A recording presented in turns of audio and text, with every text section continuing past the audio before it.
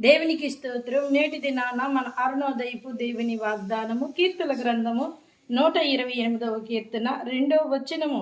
నిశ్చయముగా నీవు నీ చేతుల కష్టార్జితమును అనుభవించదవు, నీవు ధన్యుడవు, నీకు మేలు కలుగును. హల్లెలూయా. ప్రియమైన దేవుని బిడ్డ, ఇది నాన్న దేవుడు నీకు ఇస్తున్న వాగ్దానం ఏంటంటే, నిశ్చయముగా నీ చేతుల కష్టార్జితాన్ని నువ్వు అనుభవిస్తావు, నీవు ధన్యుడవు, నీకు మేలు కలుగును. హల్లెలూయా. దేవుడు నీ యొక్క జీవిత విధానాన్ని చూసి ఈ దినాన ఆయన నీకు ఇస్తున్న వాగ్దానం, నీవు ధన్యుడవు, నీకు మేలు కలుగును. త్వరలోనే దేవుడు నీకు గొప్ప మేలును జరిగించబోతా ఉన్నారు. ఆయన నిన్ను ఆశీర్వదించబోతా ఉన్నారు.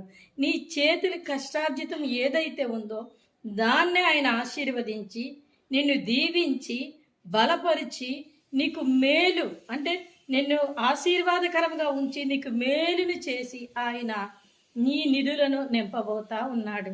కనుక దేవుని యందు నీ విశ్వాసాన్ని పరిపూర్ణముగా ఇంకా దృఢపరుచుకో. దేవుని యందు నీ ప్రార్థనా జీవితాన్ని వదిలిపెట్టకు.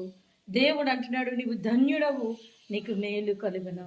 దేవుని దగ్గర నువ్వు ధన్యుడవు లేదా ధన్యురాలివి అని అనిపించుకోవటం గొప్ప విషయం.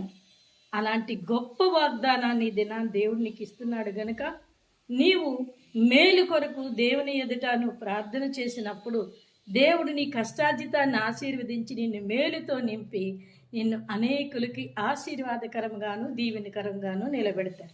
కనుక అరుణోదయాన లేచిన వెంటనే ఈ వాగ్దానాన్ని పట్టుకొని ప్రార్థన చేసి నీ జీవితాన్ని ప్రారంభించు. దేవుడు త్వరలోనే నీకు మేలు చేయబోతున్నారు. ఆమేన్.